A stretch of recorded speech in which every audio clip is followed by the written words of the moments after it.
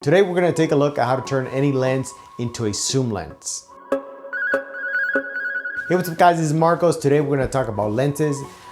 Specifically, there's a setting here in Sony cameras that lets us use any lens and zoom in without losing much quality. It's called the clear image zoom. And in a little bit, I'm going to show you why you would want to use it and how to actually turn it on. So let's get into it.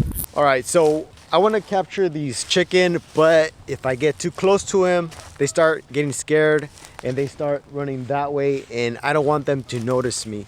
Well, the same thing happens when I'm at weddings. When I'm doing a close-up shot of someone's face, I don't want them to notice me, because if they notice me, then they start acting unnatural, and I don't like that. I want them to be themselves. And I don't have a 70 to 200 millimeter lens, because those things are about 1500.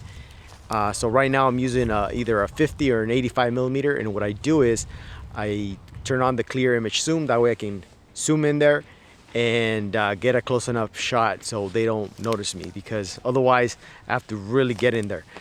Without further ado, let's just show you how I do that.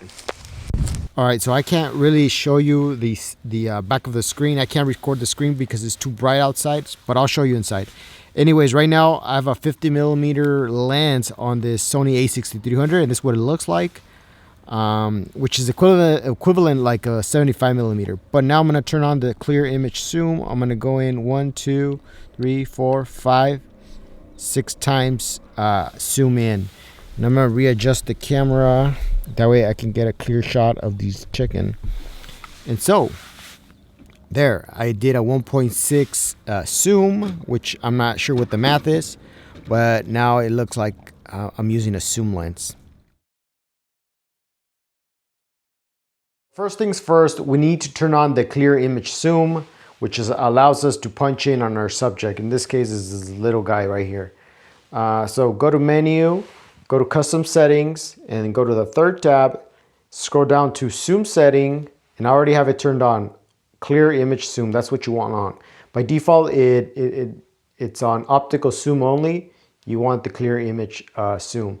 The next thing you want to do is go to the 7th tab, and personally I have the zoom option available on my C2 button, the custom setting 2. So custom button 2, I set that to zoom. That way I can quickly go into the clear image zoom.